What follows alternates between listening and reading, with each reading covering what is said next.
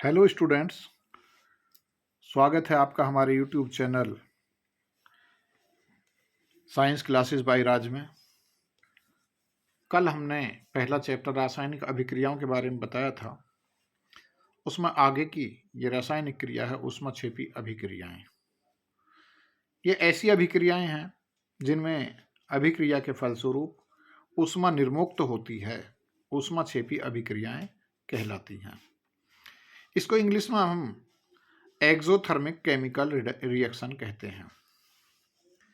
इसकी डेफिनेशन है इंग्लिश में, the reaction in which heat is reduced is known exothermic chemical reaction. For example, यदि हम calcium oxide में जल मिलाएं तो हमारा कैल्शियम हाइड्रोक्साइड मिलता है। जो हमारा ये कैल्शियम ऑक्साइड है, इसे हम बिना बुझा चूना भी कहते हैं, जिसे हम कली कहते हैं। ये मैंने पहले आपको योगात्मक अभिक्रिया में भी बताया था। इसमें जल मिलाया तो हमारा कैल्शियम हाइड्रोक्साइड अर्थात बुझा हुआ चूना हमें प्राप्त हुआ और यहाँ से ऊष्मा निकली। आपने देखा भी होगा, जब हम कली में पानी डालते हैं तो उसमें से हीट निकलती है। तो ये हमारी ऊष्माक्षेपी अभिक्रिया है। ऐसे मैंने यहाँ उपरोक्त समीकरण में हम देख रहे हैं, बिना बुझे चूने में पानी मिलाते हैं तो हमें बुझा हुआ चूना अर्थात कैल्शियम हाइड्रोक्साइड प्राप्त होता है और उसमें से ऊष्मा निकलती है। दूसरा एग्जाम्पल, क्या इसे हम ऐसे भी कह सकते हैं, क्या होता है जब ग्रेफाइट को वायु में जलाया जाता है। क्योंकि जो ग्रेफाइट है ये कार्बन का ही अपर रूप है, यानी कार्बन के लिए ही हम ग्रेफाइट कहते हैं। कार्बन का अपर रूप है ग्रेफाइट। कार्बन में यदि हम ऑक्सीजन मिलाएं, ऑक्सीजन से क्रिया कराएं, ऑक्सीजन के साथ जलाएं कार्बन को, तो हमारा कार्बन डाइऑक्साइड गैस बनती है और उसमें से बहुत अधिक जो ऊष्मा है वो हमें रिलीज होती है। ये जैसे मैंने आपको यहाँ लिखा 94 किलो कैलोरी हीट। यदि आप नहीं भी लिखेंगे, केवल हीट लिख देंगे, CO2 प्लस हीट, तो भी आपकी ये जो इक्वेशन है वो बिल्कुल ठीक है। ऐसी एग्जाम्पल 3 है, प्राकृतिक गैस को यदि जलाया जाता है तो उसमें भी वह भी ऊष्माक्षेपी अभिक्रिया का ही उदाहरण है। जो हमारा प्राकृतिक गैस है उसमें जो सबसे ज़्यादा अवयव रहता है वो रहता है हमारा CH4 अर्थात मीथेन गैस। जो मीथेन गैस है वो हमारा प्राकृतिक गैस में सबसे ज़्यादा होता है, इसलिए इसे हम मीथेन गैस ही मानकर चलते हैं, CH4 ही। इसको यदि हम ऑक्सीजन के साथ क्रिया कराते हैं तो हमारी कार्बन डाइऑक्साइड गैस बनती है और जल ये भी उसमें जो भाप के रूप में निकलता है और उसमें से ऊष्मा रिलीज होती है। इसके बाद हम अगली जो इससे अगली रासायनिक अभिक्रिया है वो है ऊष्माशोषी अभिक्रिया। वो है ऊष्माशोषी अभिक्रिया। ऊष्माशोषी अभिक्रिया इसे हम इंग्लिश में एंडोथर्मिक केमिकल रिएक्शन भी कहते हैं। ये ऐसी अभिक्रियाएं हैं जिनमें ऊष्मा अवशोषित होती है, ऊष्माशोषी अभिक्रिया कहलाती हैं। यदि हम इंग्लिश में इसकी डेफिनेशन दें तो the reaction in which heat absorbed is known as endothermic reaction. For example, phosphorus pentachloride का ऊष्मीय वियोजन। अर्थात जब हम फास्फोरस पेंटाक्लोराइड को गर्म करते हैं, इसमें ऊष्मा इसमें और लेते हैं, इसको गर्म किया जाता है, तो ये दो भागों में विभाजित होती है, फास्फोरस ट्राइक्लोराइड फास्फोरस ट्राइक्लोराइड तथा ये क्लोरीन गैस, ये दोनों गैस के रूप में होती हैं। ऐसे ही यहाँ एग्जाम्पल 2 में नाइट्रोजन तथा ऑक्सीजन गैसों की अभिक्रिया से नाइट्रिक ऑक्साइड बनने की क्रिया में भी ऊर्जा अवशोषित होती है। यहाँ नाइट्रोजन गैस है, ये ऑक्सीजन गैस है। इसको यदि हम गर्म करें दोनों को एक साथ, तो इसमें से नाइट्रिक ऑक्साइड ये बनती है। लेकिन ये बनेगी तभी जब नाइट्रोजन और ऑक्सीजन को एक साथ मिलाकर हम उन्हें उसमें और ऊष्मा देंगे।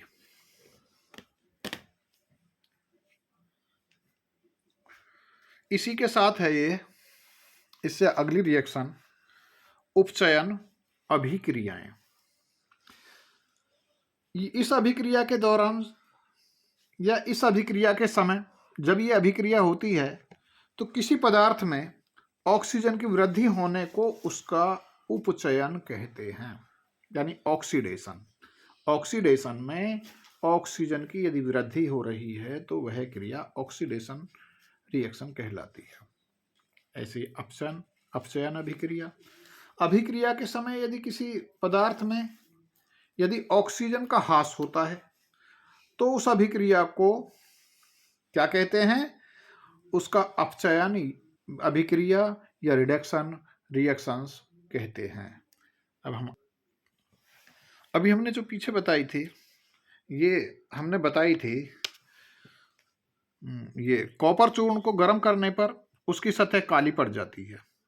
कॉपर ऑक्सीजन के साथ मिलाकर कॉपर ऑक्साइड बनाता है।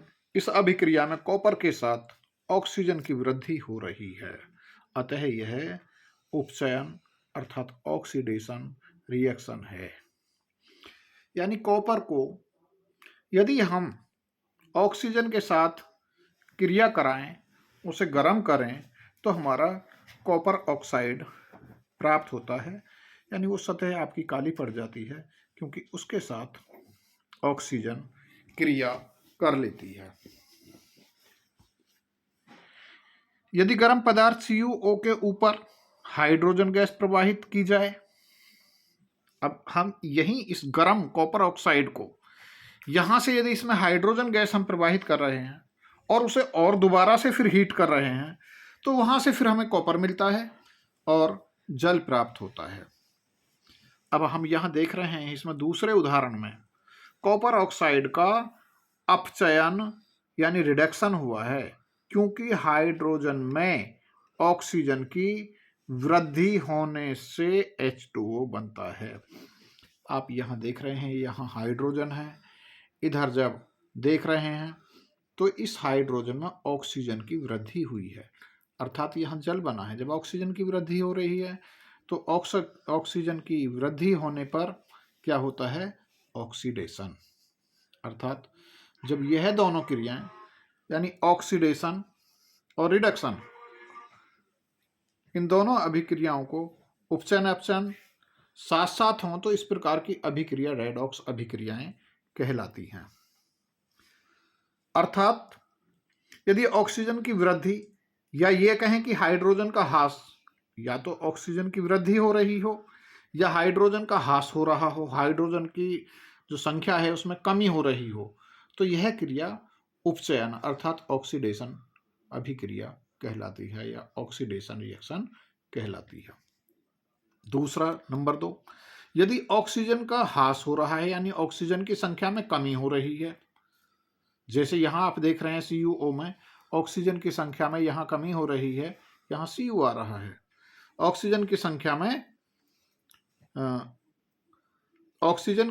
में ह्रास हो रहा है, या हाइड्रोजन की, या ये भी हो सकता है कि हाइड्रोजन की संख्या में वृद्धि हो रही है, तो यह अपचयन अर्थात रिडक्शन रिएक्शन कहलाती है। तीसरा नंबर, जिस अभिक्रिया में एक पदार्थ का ऑक्सीडेशन तथा दूसरे पदार्थ का रिडक्शन होता है, यानी ऐसा होता है जैसे आप देख रहे हैं यहाँ ऑक्सीजन में कमी हो रही है और यहाँ देख रहे हैं यहाँ दूसरी तरफ हाइड्रोजन में ऑक्सीजन में वृद्धि हो रही है। तो यदि ऐसी कंडीशन है कि दोनों क्रियाएं साथ साथ हो रही हैं तो वह उपचयन अपचयन या अंग्रेजी में यदि कहें तो रेडॉक्स रिएक्शन कहलाती हैं। इनके आगे अभी मैं आपसे कहना चाहूँगा कि मेरे YouTube चैनल को आप सब्सक्राइब करें तथा बेल आइकन दबाना ना भूलें, जिससे बोर्ड एग्ज़ाम से पहले आपकी मैं सारी तैयारी करा सकूं, इसलिए बेल आइकन दबाना ना भूलें और मेरे चैनल को सब्सक्राइब करें, जिससे मेरी सारी वीडियो आपको समय से पहुंचें और आप अच्छे से बोर्ड की तैयारी कर सकें, तथा लाइक का बटन दबाना भी न भूलें। अभी मैं पीछे रेडॉक्स, ऑक्सीडेशन, रिडक्शन या रेडॉक्स जो अभिक्रियाएं हैं इनके बारे में बता रहा था। इनके कुछ उदाहरण हैं। आप यहाँ देखो, कैल्शियम कॉपर ऑक्साइड है। कॉपर ऑक्साइड की जब हम हाइड्रोजन से क्रिया कराते हैं तो कॉपर मिलता है और यहाँ जल बनता है। यहाँ दोनों क्रियाएं ये एक साथ हो रही हैं। ऊपर हम देख रहे हैं हाइड्रोजन की संख्या, हाइड्रोजन के साथ यहाँ ऑक्सीजन की संख्या में वृद्धि हो रही है। हाइड्रोजन है खाली और इधर देख रहे हैं तो इसके साथ ऑक्सीजन मिल गया, इसलिए ऑक्सीडेशन की संख्या में, ऑक्सीजन की संख्या में वृद्धि होगी। ये उपचयन अभिक्रिया होगी। यहाँ नीचे की तरफ हम देख रहे हैं तो यहाँ कॉपर ऑक्साइड है और यहाँ खाली कॉपर रह गया, यहाँ से ऑक्सीजन का ह्रास हो गया। जब ऑक्सीजन की संख्या में ह्रास होता है तो ये रिडक्शन होती है। यानी यहाँ यदि ऊपर ये ऑक्सीडेशन है, हम इसे ऑक्सीडेशन के द्वारा दर्शा रहे हैं, तो नीचे ये इसका रिडक्शन हो गया। और जब ये दोनों क्रियाएं साथ साथ होती हैं तो इसे रेडॉक्स रिएक्शन भी कहते हैं। दूसरा यहाँ देख रहे हैं, यहाँ ये Mn मैग्नीज ऑक्साइड की यदि 4HCl के साथ क्रिया कराते हैं तो ये मैग्नीज क्लोराइड और जल और क्लोरीन बनता है। यहाँ हाइड्रोजन का ह्रास हुआ है, हम देख रहे हैं Cl बचा है खाली, Cl2। तो यहाँ जब हाइड्रोजन का ह्रास होता है तो ये उपचयन, ऑक्सीडेशन हम, और जब यहाँ देख रहे हैं कि यहाँ से ऑक्सीजन की संख्या में कमी हो रही है तो ये रिडक्शन। ऐसे नीचे है ये उपचयन है, ये अपचयन है। फिर मैं एक बार कहूँगा कि आप मेरे चैनल को सब्सक्राइब करें, लाइक करें तथा बेल आइकन दबाना ना भूलें, जिससे मेरी जो वीडियो हैं आपको समय से मिल सकें। Thank you.